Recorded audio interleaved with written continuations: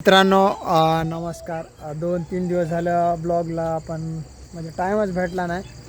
Blog तर shoot केलाच नाही. आज ब्लॉग शूट करतोय. दादा आलेत पुन्हा गावाकडून.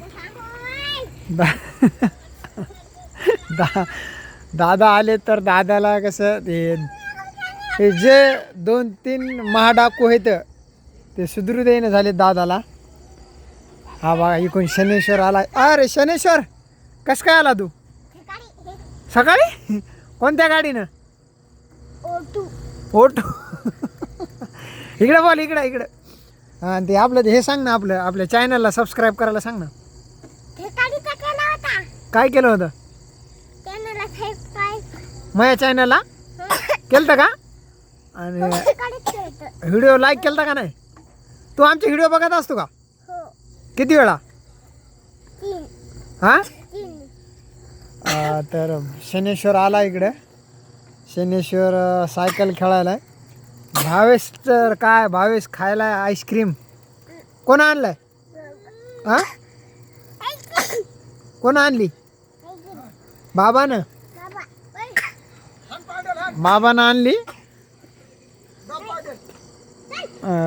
शनेश्वरला सायकल खेळता येत नाही बरं का आणखीन. तर शनेश्वरला सायकल भावेश लोटायला आहे. भावेशला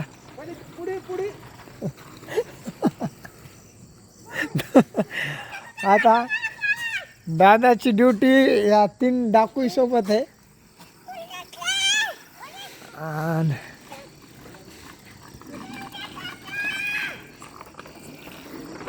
यांचं तर आणखीन पण काम आहे नाईटला चालू. नाईट शिफ्टचं करायला हे. अरे बापरे पडला भा. इकडे चल, उचल उचल उचल उचल. लागलं नाही ना?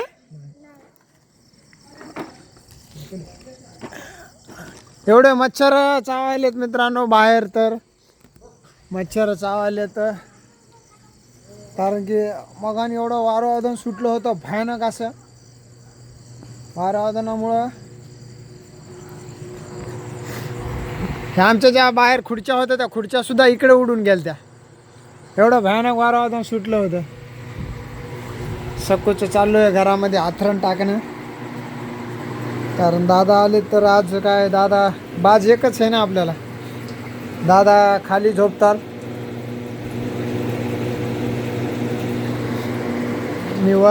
आम्ही वर झोपत असतो. 4 जणाला जागा पुरत नाही बरं का.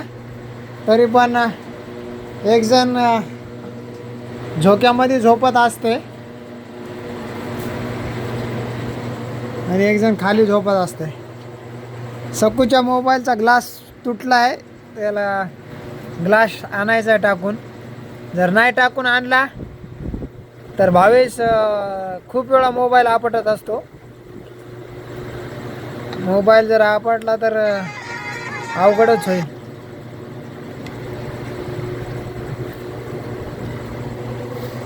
सकून जेवायला काय बनवलं सकू?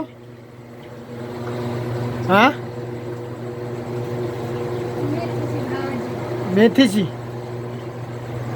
जेवायला बनवली मित्रांनो. मेथीची भाजी आणि नारळाची चटणी अशी मस्त पैकी जेवण. आम्ही आज जरा लवकरच केलं ते 6 वाजता जेवण केल्यामुळे आता काय तेवढी कोणाला फारशी भूक नाही.